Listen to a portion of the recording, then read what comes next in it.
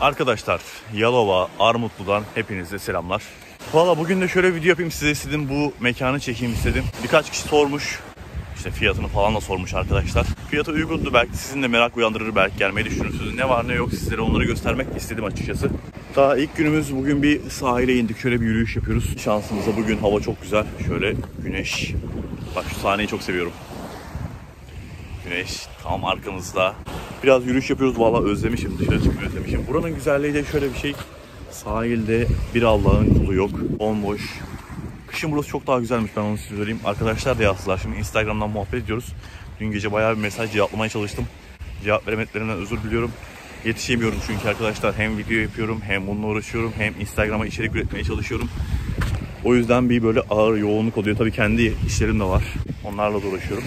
O yüzden cevap verememişsem kusura bakmayın. Onlar dediler ki kışın burası çok daha güzel. Sıcak su, sonrasında içeride sıcak bir hava var. İlk izlenimlerimiz güzel. Zaten burasının suyu şifalı olduğu için geliniyor genelde. Böyle insanları rahatlattığı söyleniyor. Arkadaşlar şöyle sahaya doğru indik. Yazın burada güzel suya girilir ama ya. İzin veriyor mu bilmiyorum ama.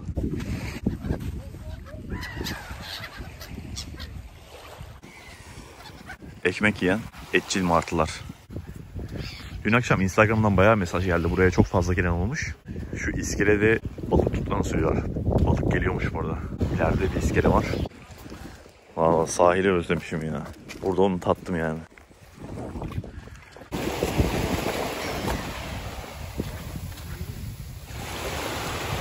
Hayatımda hiç midye yemedim. Tabii ki yenilen midye bu değil ama bilmiyorum, yiyebileceğimi zannetmiyorum. Allah, biraz yürü. Atla bakayım. Şu an güneş sıcacık yaptı var ya, böyle yandan vuruyor. Ayaklarımı ıslattım biraz önce ama inşallah kuruyacak. Şimdi şöyle restoran tarafına doğru gidiyoruz. Etrafı size göstereceğim. Ben özellikle denize aşık biriyim. İşte dün akşam yine Instagram'dan paylaştım. Böyle denize bayılıyorum, öyle söyleyeyim sizlere. İleride inşallah böyle bir denize kıyı ya da denizi gören bir ev olmasını çok isterim. O denizin soğuğunu böyle akşamları içinize çekmek. Sonra o dalgaların sesi.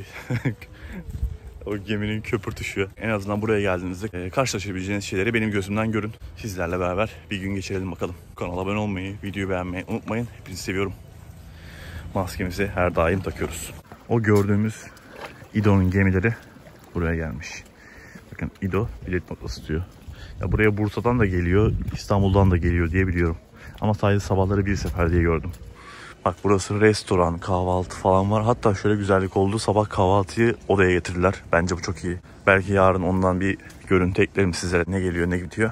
Şöyle buradan da iskeleye çıkıyorsunuz. Ancak tabii şu an kapatmışlar. Bak kalkışları falan yazıyor ama belki ihtiyacınız olur. Gelmeyi düşünürsünüz. Bakarsınız buradan. Güzel ya. Yalova tarafı, Çınarcı tarafına uğrayacağız giderken. Buranın içinde her şey var ama şöyle bir durum da var. Şöyle güzellik de var. Dışarıdan da istediğiniz şeyi söyleyebiliyorsunuz.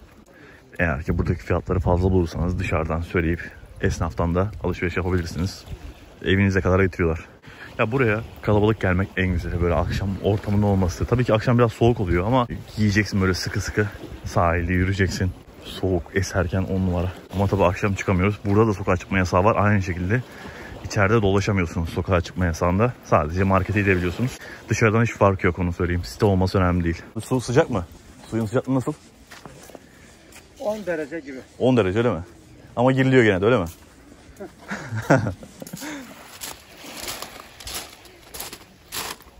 Burası böyle sessiz sakin takılabileceğiniz bir yer. Bayağı bir ilerledik. Uzun bir sahil var burada. Burada büyük bir çınar ağacı var. Hatta dalları aşağıya düşmesin diye şöyle demir direklerle desteklemişler. Burada balık tutmak isterdim ya. Oltam var aslında evde ama yani hiç olacağını düşünmezdim. Arkadaşlar beni çok heveslendirdiler. Çok balık var diye. İleride hatta bir balıkçı teknesi görüyorum. Şu an vapurun dalgası geliyor. Efsane bir dalga yaptı. Anca geldim. Bunlar İstanbul'dan geliyor ve hemen kalktı hatta. Tabii ki hemen atladım. Birazdan çocuklar da kafa kafaya çarpıştı herhalde.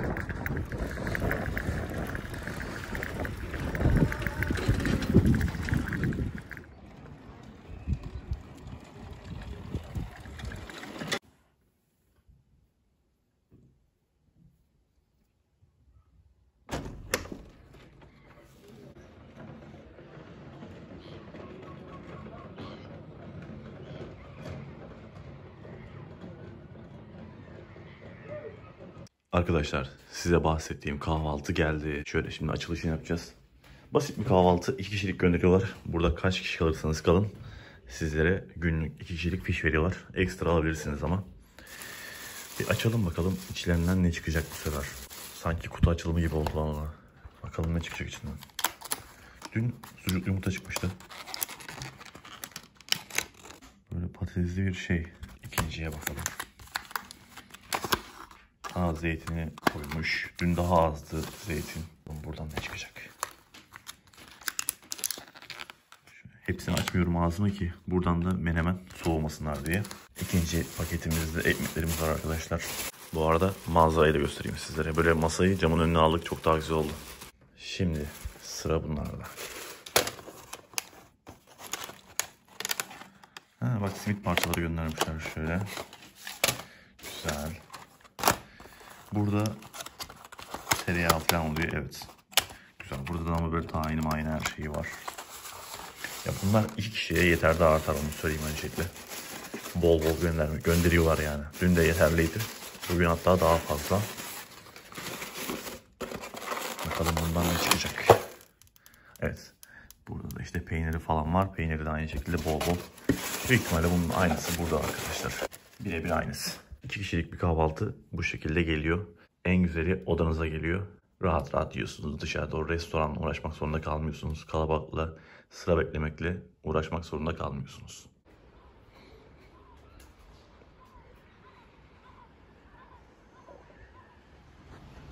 Arkadaşlar bakın şurada balıkçılar ağları çekiyor. Ne kadar kocaman bir ağ, görüyor musunuz? Tekneden daha büyük bir ağ var. Bir 10 dakikam var, markete gideceğim. Sokağa çıkmaya başlayacak birazdan. Bak adam buraya ne güzel teknesini park etmiş. Şöyle geldim. Şu an saat 4:42. Aslında herkes dışarıda. Şöyle bakayım. Abur cubur falan var mı? Hemen fiyatları da size bahsederim, bakalım pahalı mı? Etinin şu gofretine bayılıyorum. Arkadaşlar içerideki fiyatlar aynı. Dışarıdakilere benzer ama A101 tarzı değil. Tabii ki onlardan biraz daha pahalı ama bildiğiniz bakkal fiyatları, öyle söyleyeyim sizlere. Çoğu aradığınız şey de var. Son 5 dakika ben gidiyorum. Son 1 dakikam, ben eve gidiyorum. Sabah polis kovalıyordu valla. Durdurdu birkaç kişi ama ceza yazmadı, hep uyarıp gönderdi. Asansör aynasında herkes yakışıklı gözüküyor arkadaşlar. Ben de dahil olmak üzere. 5:30 oldu ve polisler devreye başladı. Allah acımıyorlar. Biraz önce teyzenin biri son anda kurtardı. Şu alt taraftan gidiyordu. Polis arabası yukarıdan görmedi onu. Bugün son gün. Gittiğimizde üzülüyoruz ama bir yandan da seviniyorum. Burada internet çok büyük problem. Ben de internetsiz yapamıyorum. Belki de buranın en büyük sorunu internet. Bir tanesi İstanbul'dan geliyor diye tahmin ediyorum. Bu taraftaki de Mudanya'dan geliyor diye tahmin ediyorum ama güzel bir görüntü. Sabahları çok güzel oluyor. Hadi görüşürüz bakalım. Arabayı yine şöyle basık pozisyona getirdim. Bak şimdi bagaja. Gene ağzına dolu. Yolculuğa başlıyoruz. Depozito bırakmıştık. Onu da aldım. Arkadaşlar şimdi diğer yoldan dönüyoruz. Yeni bir güzergahtan dönüyoruz ve yol mükemmel ya. Daha da güzel burası. Yalova tarafı, bu Çınarcık tarafına giden bir yol. Şunlara bakın. Bak karşı taraftaki gemilere bakın. Bir sürü ve denizdeki dalgalar. Mükemmel gözüküyor şu anda her şey ya. Yol şöyle gene virajlı ama çok daha güzel. Daha hızlı gidebiliyoruz. Ancak pov görüntü almayacağım. Biraz ben keyfini çıkaracağım bu yolların. Bizimki de burada. Hala kirlenmedik. Şöyle basıkken çok daha tatlı duruyor ya. Ağırlık var ya arabada.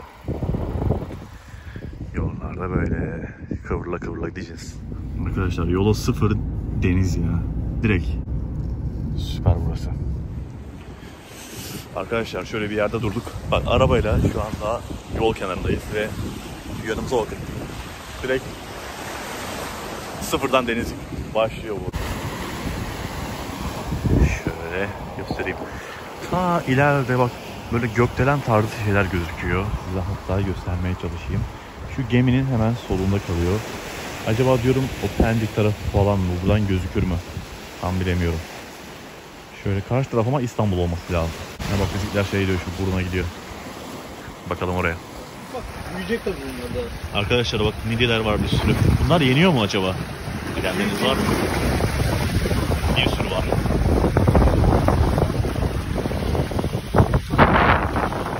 Manzara süper, süper. Burada yaşayanlar çok şanslılar. Çok soğuk, hemen arabaya geçiyoruz. Doğanın içinde gidiyoruz. Her taraf yeşillik. 10 numara bir yol.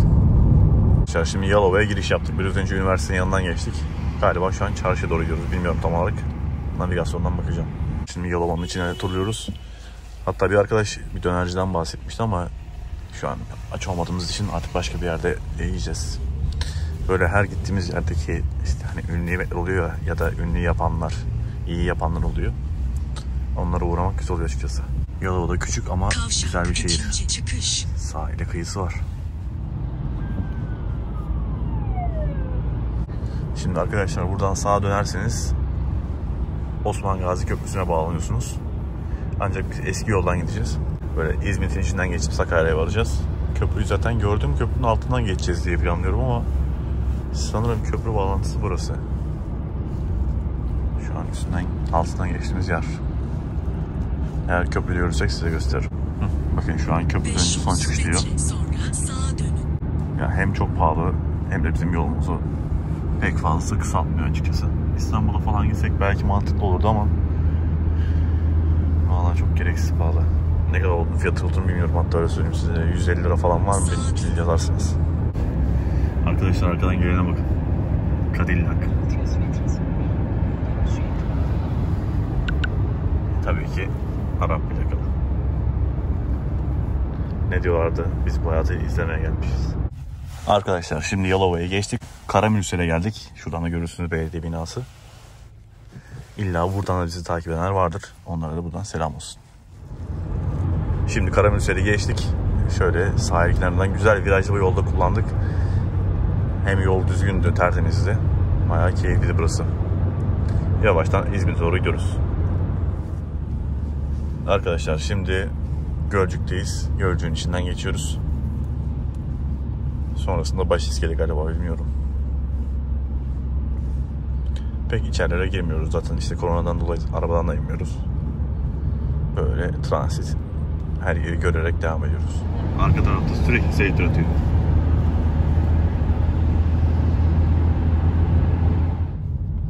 Arkadaşlar sonunda Sakarya'mıza giriş yaptık. Şimdi kişilerden geçip artık eve doğru devam edeceğiz. Zorunluluklar buna itiyor. Yusuf'tan hamburger alıp arabada yiyoruz. Ama uygunmuş fiyatı, 10 lira. Kamyondan olmuş baksanıza. Ya nasıl devirmiş bu ya? Yamuk yamuk gidiyor valla. Hidrolik de vurmuş. Yok ya, hidrolik ne alakası var bu? Kasaya vurmuş sanki, vurmuş gibi. Kepçe vurmuş gibi. Hayatını söylesin. Bu nasıl arabayı böyle ya? Küçücük arkadaşlar. Markasını merak ettim. Şu boğu bir kalkarsa camdan.